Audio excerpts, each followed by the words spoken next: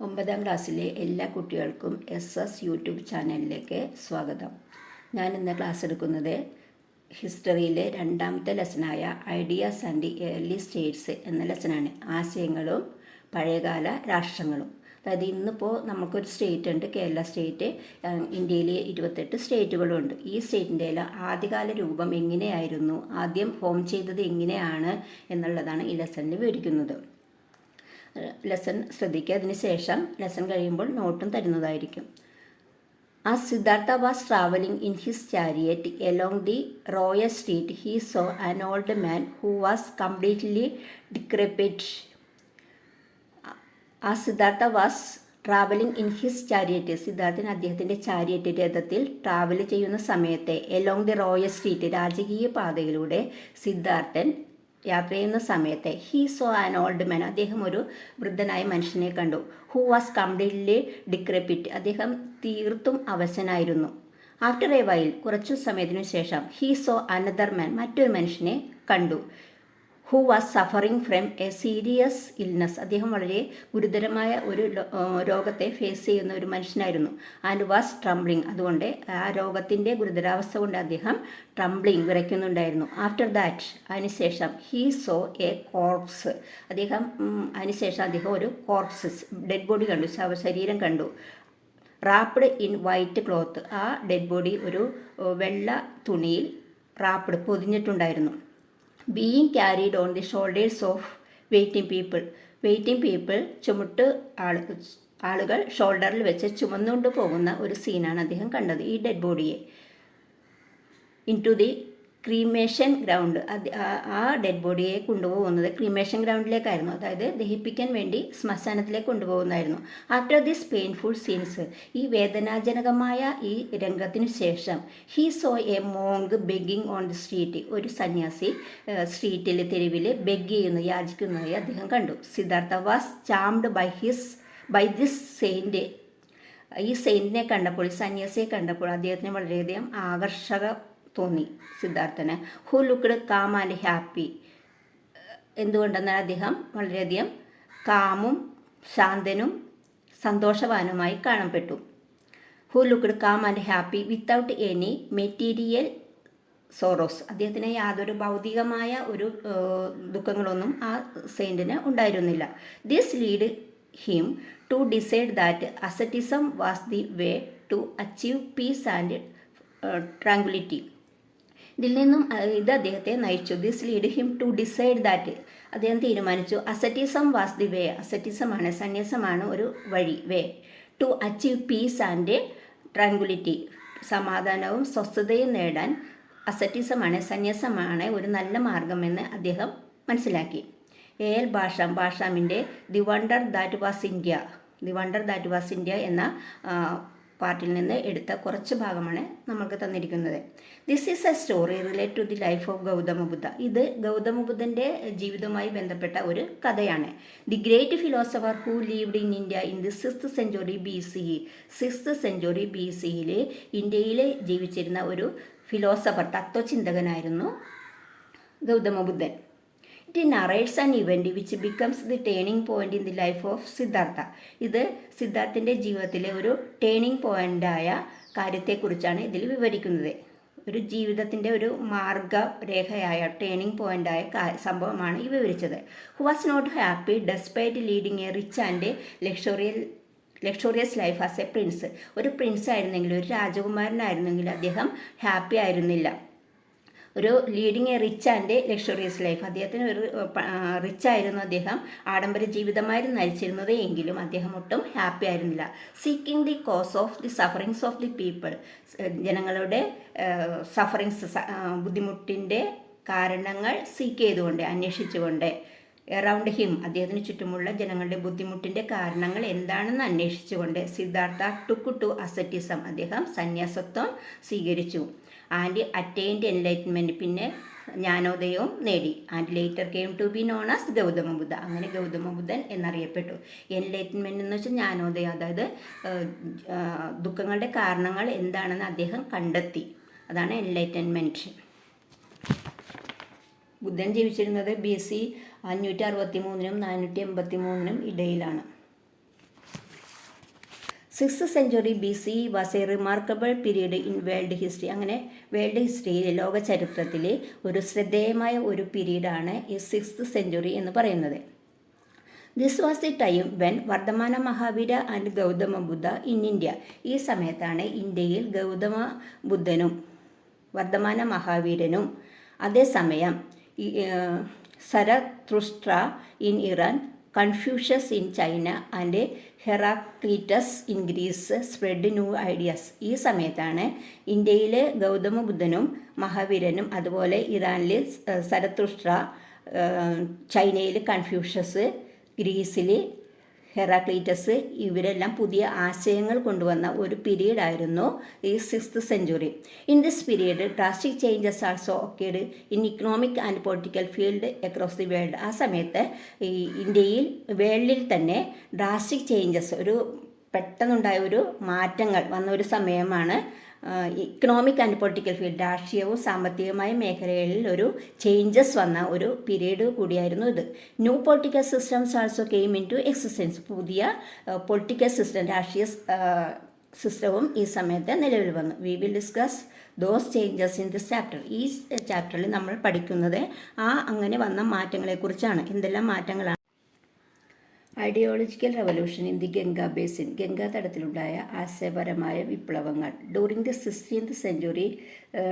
6th century BC, it was mainly in the region of Ganga Basin that new ideas emerged in India. ഇന്ത്യയിൽ പുതിയ ആശയങ്ങൾ രൂപം കൊണ്ടത് ഗംഗാ തീരത്തായിരുന്നു. അത് 6th century ഗംഗാ തീരത്താണ് പുതിയ ആശയങ്ങൾ, ഇന്ത്യയിലെ പുതിയ ആശയങ്ങൾ രൂപം കൊണ്ടത്. The material condition of Ganga basin played an important role in the development of new ideas. ഈ ഗംഗാ തീരത്ത് പുതിയ ഈ ആശയങ്ങൾ രൂപം കൊള്ളാനായിട്ട് ഗംഗാ തീരത്തുണ്ടായ മെറ്റീരിയൽ കണ്ടീഷൻ, ഭൗതികമായ സാഹചര്യങ്ങൾ ആണ് അതിന് കാരണമായത്. The following factors help in the formation of this material conditions. അപ്പോൾ ഗംഗാതീരത്ത് ആ മെറ്റീരിയൽ കണ്ടീഷൻ ഉണ്ടാകാൻ കുറച്ച് കാര്യങ്ങൾ ഉണ്ടായിരുന്നു.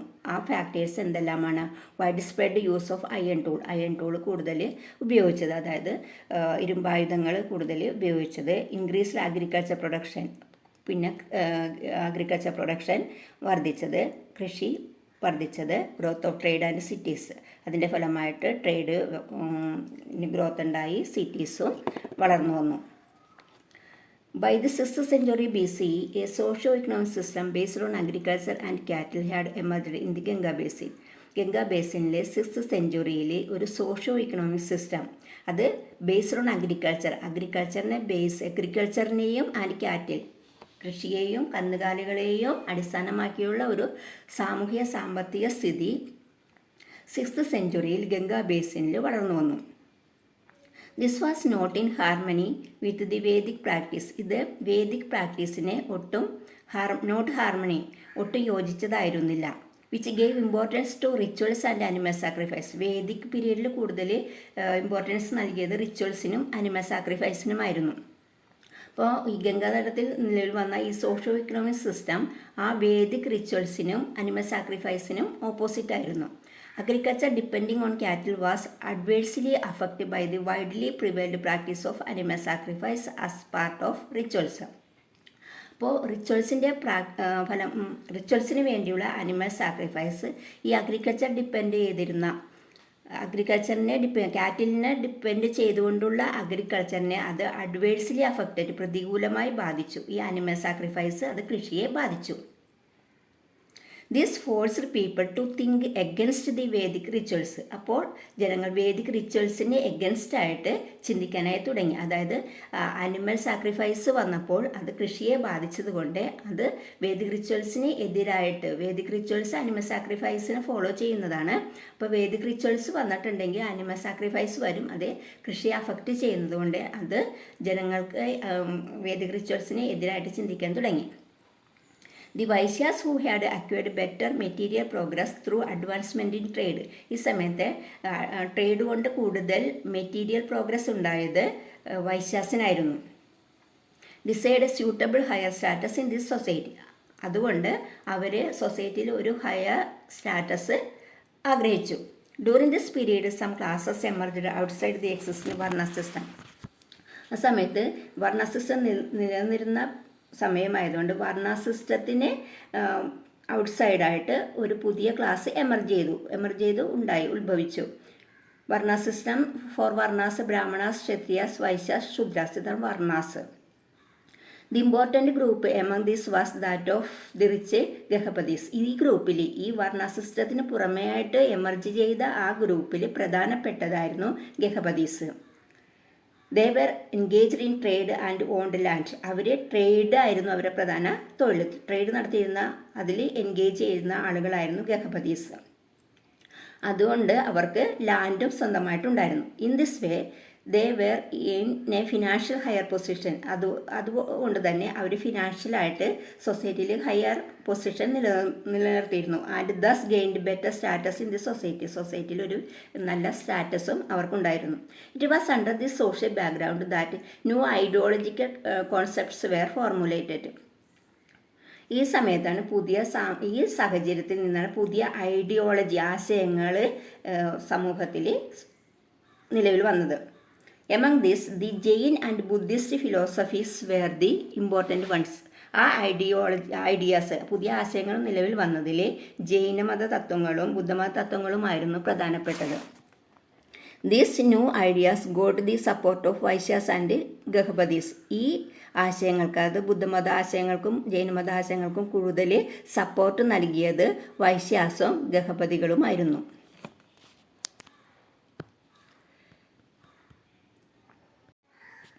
Jainism. Vardhamana Mahavira was born in Kundalagrama near Vaishali in Bihar. ബീഹാറിലെ വൈശാലിക്കടുത്ത കുണ്ടല ഗ്രാമത്തിലാണ് വർദ്ധമാന മഹാവീരൻ ജനിച്ചത്. According to Jainism, Vardhamana Mahavira is the 24th Theerthankara.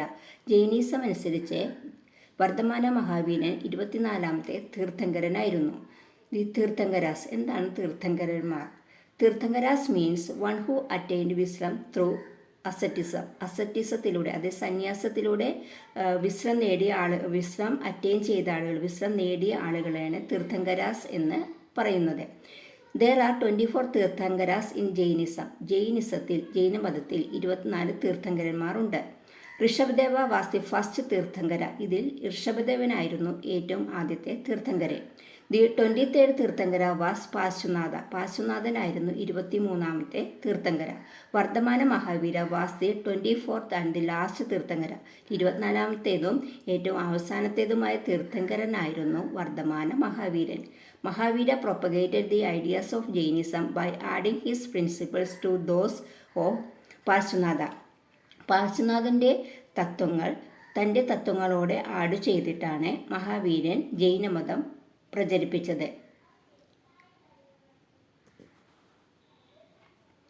Vardhamana മഹാവീരൻ. Vardhamana മഹാവീരൻ്റെ പ്രധാനപ്പെട്ട കാര്യങ്ങളാണ്: ബോൺ ഇൻ വൈശാലി. വൈശാലിയിലാണ് അദ്ദേഹം ജനിച്ചത്. He came to be known as Mahavira and Jina. മഹാവീരൻ അല്ലെങ്കിൽ ജിനൻ എന്ന പേരിൽ അദ്ദേഹം അറിയപ്പെടുന്നു. Attained nirvana at Pava near Patna. പാറ്റ്നയിലെ പാവ എന്ന സ്ഥലത്ത് വെച്ചാണ് അദ്ദേഹത്തിന് നിർവാണം സംഭവിച്ചത്.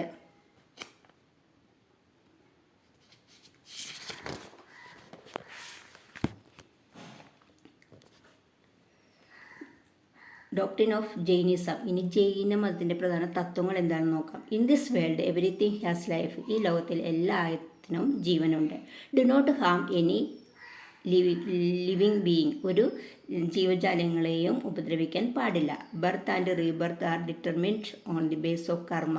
കർമ്മഫലമായിട്ടാണ് ജനനവും പുനർജന്മവും തീരുമാനിക്കുന്നത്. കർമ്മഫലമാണ്. Denying the authenticity of the Vedas, Mahavira proposal 3 principles for attaining മോക്ഷ.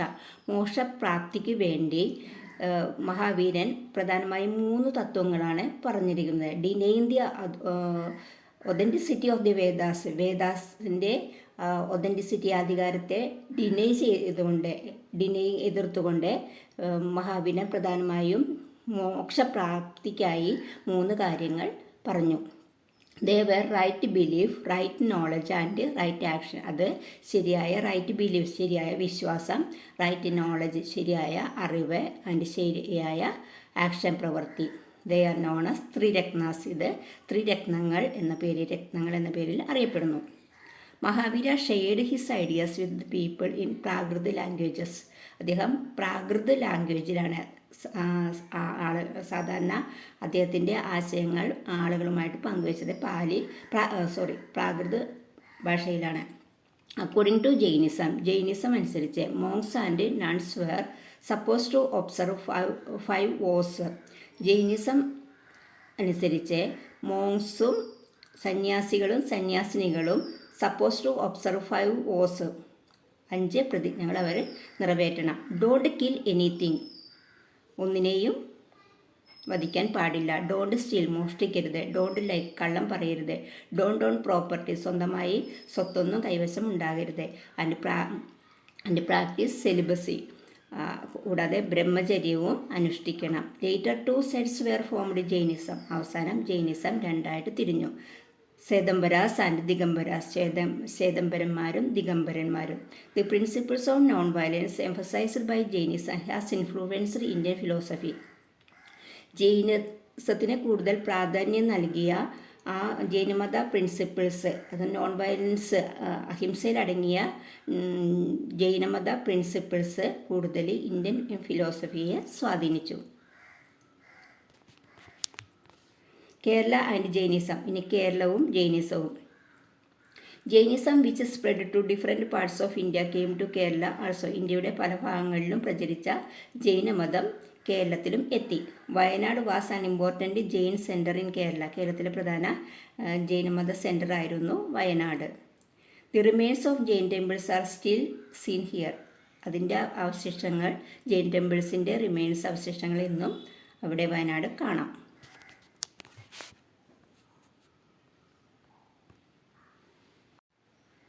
Gautama Buddha who sought the cause of sorrows. ദുഃഖങ്ങളുടെ കാരണം അന്വേഷിച്ച ഗൗതമ ബുദ്ധൻ. In the 31st Sukta, one of the longest discourse of Buddha in the Digha Nikaya, Buddha tells a young man who has just joined Buddhism as follows. In the 31st സൂക്ത,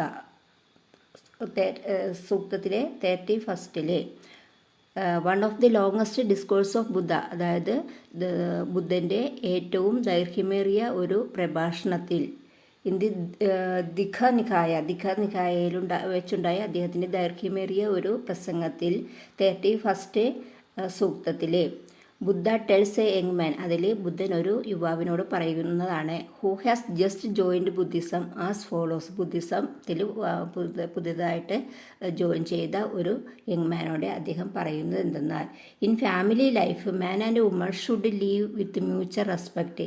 family ലൈഫിൽ, കുടുംബജീവിതത്തിൽ സ്ത്രീയും പുരുഷനും പരസ്പര സ്നേഹത്തോടെയും ബഹുമാനത്തോടെയും ജീവിക്കണം. And both should perform their respective duties properly. അതുപോലെ തന്നെ അവരവരുടെ ഓരോരുത്തരും ഉത്തരവാദിത്തപ്പെട്ട ജോലികൾ കറക്റ്റായിട്ട് ചെയ്യണം. ഇൻ അഡീഷൻ ടു ദീസ്, ഇതുകൂടാതെ employers should treat their servants and workers with courtesy. അതുപോലെ തന്നെ തൊഴിലുടമകൾ അവരുടെ സെർവൻസിനോടും സേവകരോടും വർക്കേഴ്സിനോടും ജോലിക്കാരോടും കോഴ്സിയോടുകൂടി പെരുമാറണം, മര്യാദയോടുകൂടി പെരുമാറണം. They should not be given task beyond their strength. അവരുടെ ശക്തി നോക്കാതെ അവരുടെ ആരോഗ്യം നോക്കിയിട്ട് വേണം അവർക്ക് ജോലി നൽകേണ്ടത്.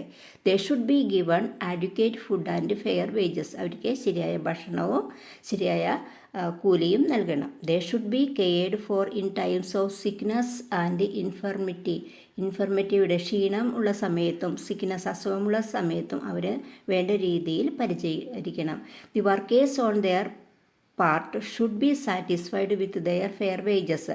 അതുപോലെ തന്നെ ജോലിക്കാർ അവരുടെ ജോലിയിൽ തൃപ്തിപ്പെടുകയും അവരുടെ ജോലിയിൽ കിട്ടുന്ന വേതനത്തിൽ അവർ തൃപ്തിപ്പെടുകയും ആൻഡ് വർക്ക് നന്നായിട്ട് ജോലി ചെയ്യുകയും and maintain the dignity of their എംപ്ലോയറിൻ്റെ തൊഴിലുടമയുടെ അന്തസ്സ് നിലനിർത്തുകയും ചെയ്യണം.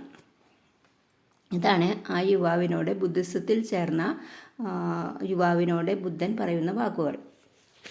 The Buddha's teachings and principles were simple and practical. ബുദ്ധൻ്റെ ഉപദേശങ്ങളും അതുപോലെ തത്വങ്ങളും വളരെ സിമ്പിളായിരുന്നു. അത് നമ്മൾ ജീവിതത്തിൽ പ്രയോഗിക്കാൻ പറ്റുന്ന രീതിയിലുള്ളതായിരുന്നു. He rejected the Vedas. അദ്ദേഹം വേദങ്ങളെ റിജക്റ്റ് ചെയ്തു, എതിർത്തു. Sacrifice and the caste system. വേദങ്ങളെയും സാക്രിഫൈസസ് ബലികളെയും ആൻഡ് ജാതി സമ്പ്രദായത്തെയും കാസ്റ്റ് സിസ്റ്റത്തെയും അദ്ദേഹം എതിർത്തു. His concept of ahimsa was suitable to the new conditions of Ganga basin. Ganga ബേസിനിലെ ആ പുതിയ കണ്ടീഷൻ അവസ്ഥയ്ക്ക് യോജിച്ച തരത്തിലുള്ളായിരുന്നു അദ്ദേഹത്തിൻ്റെ ഈ അഹിംസ എന്നുള്ള കാഴ്ചപ്പാട്. Cattles were needed in agriculture to prepare land for cultivation and to carry goods. ആ സമയത്ത് ഗംഗാതലത്തിൽ കാറ്റിൽസ് കന്നുകാലികളെ അഗ്രികൾച്ചറിന് ആവശ്യമായിരുന്നു.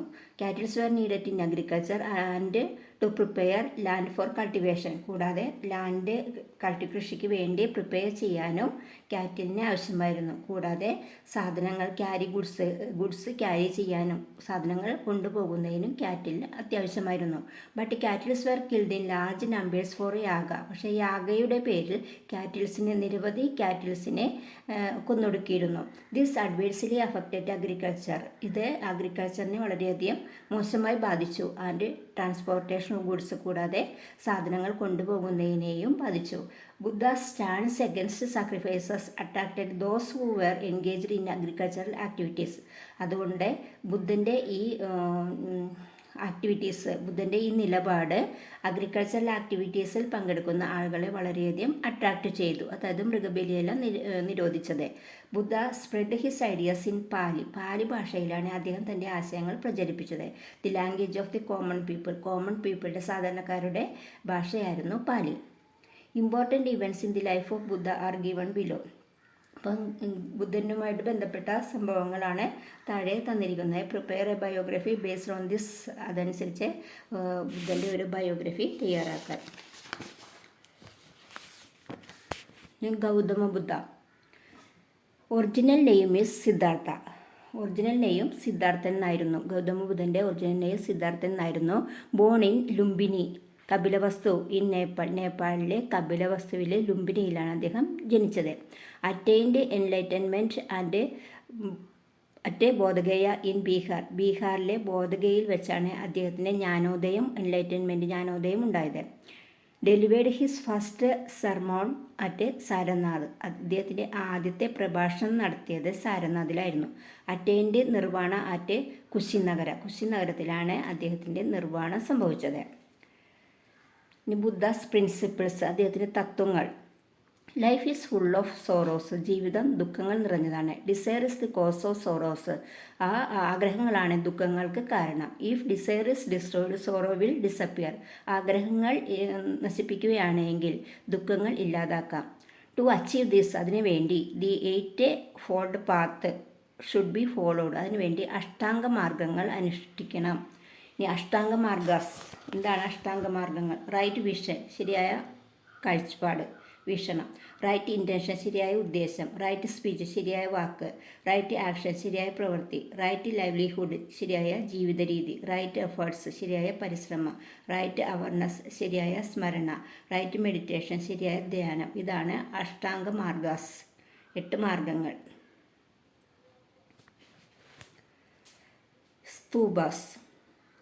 Stupas are buildings built on sites where the physical remains of the Buddha or objects used by the Buddha were buried. Stupas are buildings. Stupas എന്ന് പറഞ്ഞാൽ buildings ആണ്.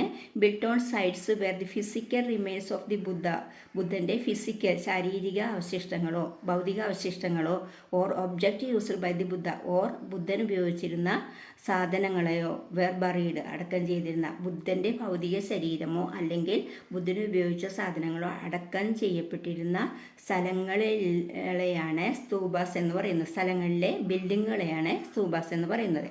സ്തൂപാസ് are made in semi circular shape. ഒരു അർദ്ധവൃത്താകാര ഷേപ്പിലാണ് സ്തൂപങ്ങൾ പണിതിരിക്കുന്നത്. They are rich in carvings. കൊത്തുപണികളിൽ സമ്പന്നമാണ് stupas. Sanchi and Sarnath stupas are famous. ഇതിൽ സാഞ്ചിയിലെയും സാരനാഥിലെ സ്തൂപങ്ങൾ വളരെ പ്രശസ്തമാണ്. Sanghas of monks were formed to propagate Buddhism. സംഘങ്ങൾ അല്ലെങ്കിൽ സംഘാസ് ഓഫ് മോങ്സിൻ്റെ സംഘങ്ങൾ were form to propagate Buddhism പ്രചരിപ്പിക്കാൻ വേണ്ടി സന്യാസിമാരുടെ സംഘങ്ങൾ ഉണ്ടായിരുന്നു. All people were admitted to the sanghas regardless of cast and gender. എല്ലാ ആളുകൾക്കും സംഘത്തിലേക്ക് പ്രവേശനം ലഭിച്ചിരുന്നു. ജാതിയോ സ്ത്രീ പുരുഷ വ്യത്യാസമോ നോക്കാതെ എല്ലാവർക്കും സംഘങ്ങളിലേക്ക് പ്രവേശനം ലഭിച്ചിരുന്നു. Woman of the sanghas were known as bhikshunis എന്നാണ് സംഘത്തിലെ സ്ത്രീകളെ അറിയപ്പെട്ടിരുന്നത്. And the men were called bhikshu എന്ന് പുരുഷന്മാരെയും അറിയപ്പെട്ടിരുന്നു. Decisions were made in the sanghas through discussions and opinion of the majority.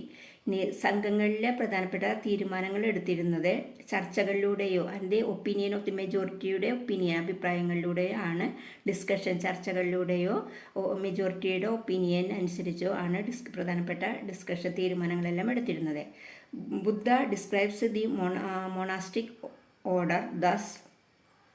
ഇനി മൊണാസ്റ്റിക് ഓർഡറിനെ കുറിച്ച് ബുദ്ധൻ പറയുന്നത്, just as river flows into the ocean and became one. River ഓഷ്യനിൽ ലയിച്ചു ചേരുന്നു, ഒന്നാകുന്നു. Once a person becomes a member of the Buddhist Sangha. അതുപോലെ തന്നെ ആ ഓഷ്യനിൽ സമുദ്രത്തിലെ പോലെ തന്നെ once a person become a member of the Buddhist സംഘത്തിൽ ഒരു വ്യക്തി മെമ്പറായി തീർന്നാൽ that person lose her name. അവരുടെ പേരുകൾ അവർ മറക്കുന്നു. ഫർഗെറ്റ് ദി കാസ്റ്റ് മറക്കുന്നു. റാങ്ക് ആൻഡ് ഫാമിലിയും അവരുടെ പൊസിഷനും എല്ലാം ബുദ്ധമതത്തിൽ ചേർന്ന് കഴിഞ്ഞാൽ ആ വ്യക്തി മറക്കുന്നു. Later Buddhism split into Mahayana and Hinayana. അതിനുശേഷം ബുദ്ധിസം രണ്ടായി പിരിഞ്ഞു. The followers of Mahayana worshipped Buddha as god. മഹായാനം പിന്തുടർന്ന ആളുകൾ ബുദ്ധനെ ദൈവമായിട്ട് കണ്ടു. Buddhism has made many contribution to the culture of India. Indian സംസ്കാരത്തിന് ബുദ്ധിസം വളരെയധികം സംഭാവനകൾ നൽകി. The working of the Sangha helped to inculcate the sense of democracy and value in the society. ഈ ഇന്ത്യൻ സൊസൈറ്റിയിൽ ഈ വർക്കിംഗ് ഓഫ് ദി സംഘാസ്, ഈ സംഘങ്ങളുടെ പ്രവർത്തനങ്ങൾ ഹെൽപ്ഡ് ടു ഇൻകൾക്കേറ്റ് വളർത്താനായിട്ട് കാരണമായ സെൻസ് ഓഫ് ഡെമോക്രസി, ജനാധിപത്യ മൂലവും, and the value in the society, മൂല്യബോധവും സൊസൈറ്റി വളരാനായിട്ട് ഈ സംഘങ്ങളുടെ പ്രവർത്തനങ്ങൾ സഹായകമായി. ഡെമോക്രസി, ജനാധിപത്യ ബോധവും മൂല്യബോധവും സൊസൈറ്റിയിൽ ഉണ്ടാകാനായിട്ട് ഈ സംഘങ്ങളുടെ പ്രവർത്തനം സഹായിച്ചു.